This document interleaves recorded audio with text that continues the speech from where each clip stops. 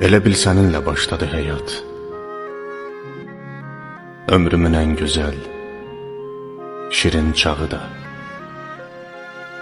Səninlə öyrəndim əsl sevməyi,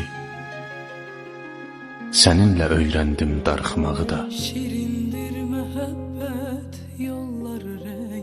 Sənin gözlərindən baxdım dünyaya,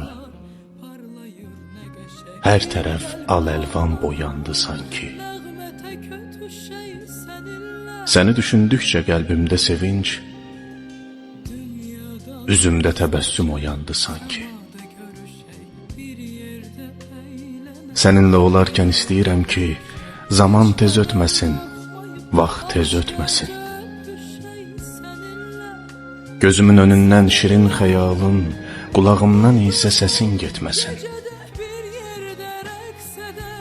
Doymuram ətrindən, baxışlarından, mən səni sevəndən bəri. Heç yerdə rahatlıq tapmıram, inan, yanımdır dünyanın ən rahat yeri. Ulduzlu gecədə bir yerdə rəqs edək, göğüsü sehirli, biz sanki bir mələk, hər yeri bir nurlu, nağıla döndərək ilahi sevgini, həsrətli dünyaya hədiyyə göndərək biz.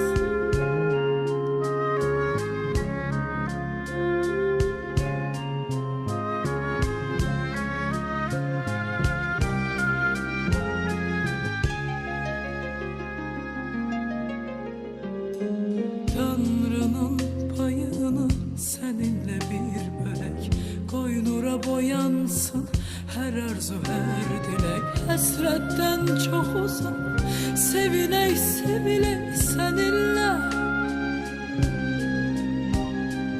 Dünyadan biz kaçaq, semada görüşək, bir yerde eğlenek, bir yerde gülüşək. Heç nədən qorxmayıb, aşkarca öpüşək seninle, seninle. Ulduzlu gecədə bir yerdə rəqs edək, göğüsü sehirli, biz sanki bir mələk, hər yeri bir nurlu, nağıla döndərək ilahi sevgini, həsrətli dünyaya hədiyyə göndərək biz.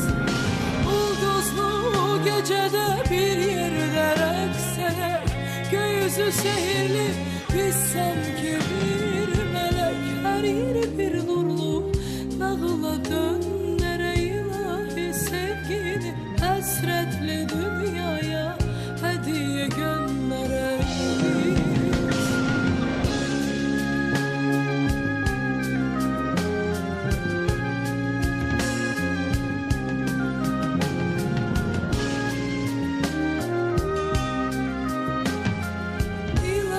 Sevgini həsrətli dünyaya hədiyyə göndərək, hədiyyə göndərək. Ulduzlu gecədə bir yerdə rəqs edək, göğüsü sehirli, biz sanki bir mələk.